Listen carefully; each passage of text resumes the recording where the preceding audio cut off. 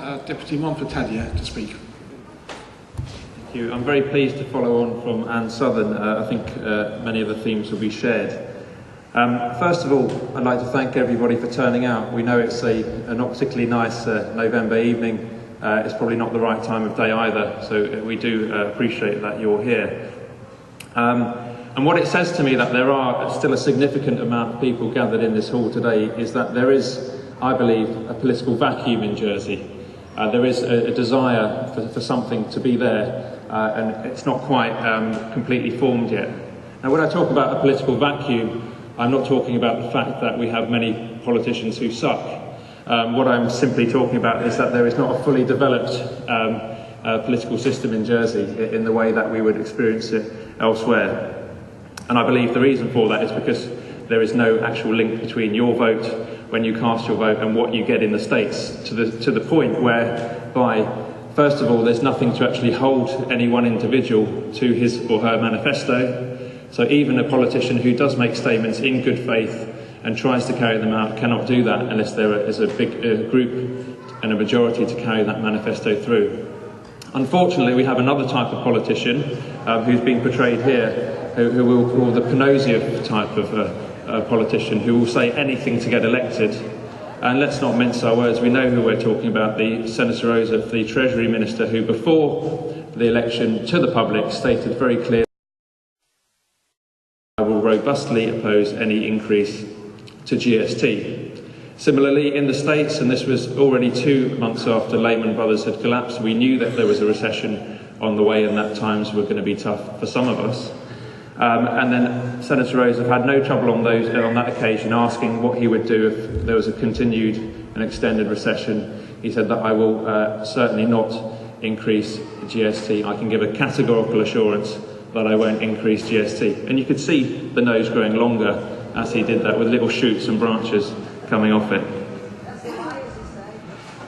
The trouble is, it is important that we stand up to these broken promises and what I believe are actual blatant lies, because if we don't, it actually tars all politicians with the same brush. That brings me along to one of my themes for tonight. I think there are 3 things that we need to guard against if we are to provide a united front. And they are division, distraction and despondency. And first of all, I think these are 3 weapons which certainly our enemies can use against us, but they are also ones which we can let creep in if we're not very careful. And if you listen to the phone-in, those 3 can actually come in very quickly. Focusing on division, we must make sure, as Anne said previously, that we do not let ourselves get divided, first of all between public and private sector. We must make sure we don't get divided as individual unions or workers, between departments in the States, or between different sections, banks, etc. in the private service. Just because certain companies in the private sector do not treat their staff particularly well, just because certain have an ethos whereby the lower paid have to work very long hours whilst those at the top actually work less hours and are creaming it, that doesn't mean that it's acceptable in the public sector. So the standard must be raised upwards rather than dumbing down downwards.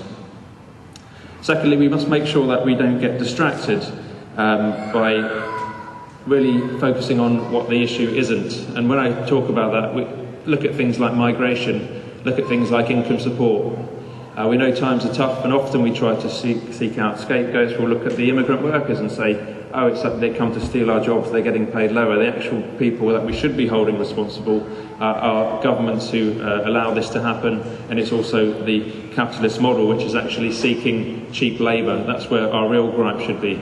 So we shouldn't be seeking scapegoats. Workers and ordinary families must make sure that they stay united. And despondency, I think, is the last point, is that we must make sure, and you heard it on the radio today, what's the point in having this demo, what's the point in having another manifesto, another petition against GST? 19,000 of us signed it last time, it's not going to make any difference. It's exactly because 19,000 of us signed it last time that we must make sure exactly the same number, if not more, keep on the same resistance, keep up the momentum that we have built in the past to show this government, which is a government for the rich, it's a government of rentiers, it's a government of bankers, it's a government of estate agents who are put there, who represent, in the vast majority, the interests of those groups, not the interests of ordinary workers. We must show them that we haven't gone away, that we will continue to resist. And I think it's really one of the last opportunities. 5% GST, if it goes up there, what's to stop the tap being turned on more and more when Mr. Panoziev wants to increase the GST bank? So I think we must say enough is enough.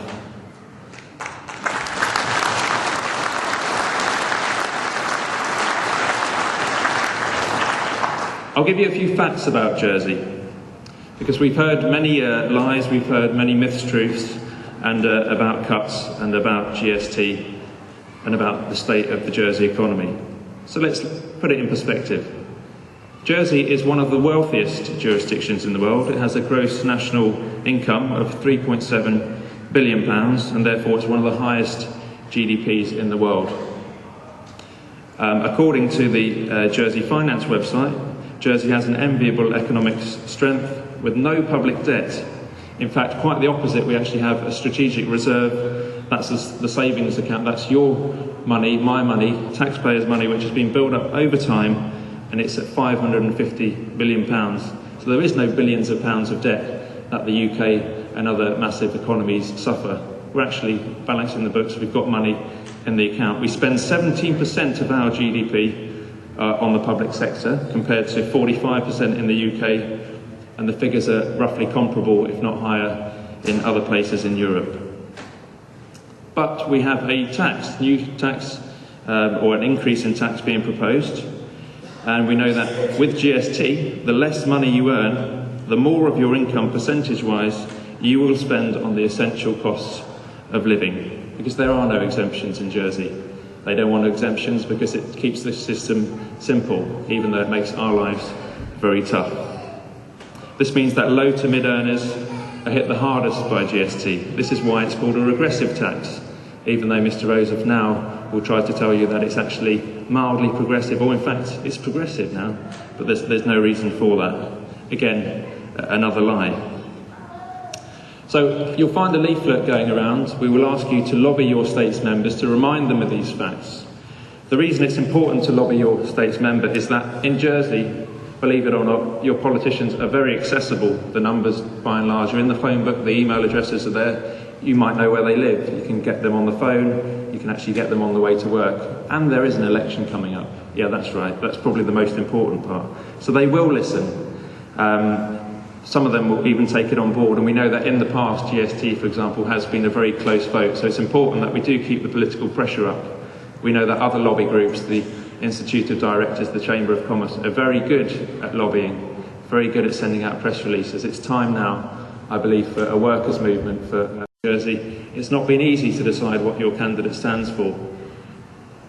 We on the platform and our colleagues and friends can promise you that at the next election, we will provide an easy-to-define opposition. It's important in Jersey that we do create and have an effective opposition in government, so that it's easy to know, in crude terms, who are the good guys and who are the bad guys. Who are the guys that represent your needs as young families, as elderly people perhaps with various different needs, and those who actually are here essentially to represent capital, to represent profits, and to represent the wealthy.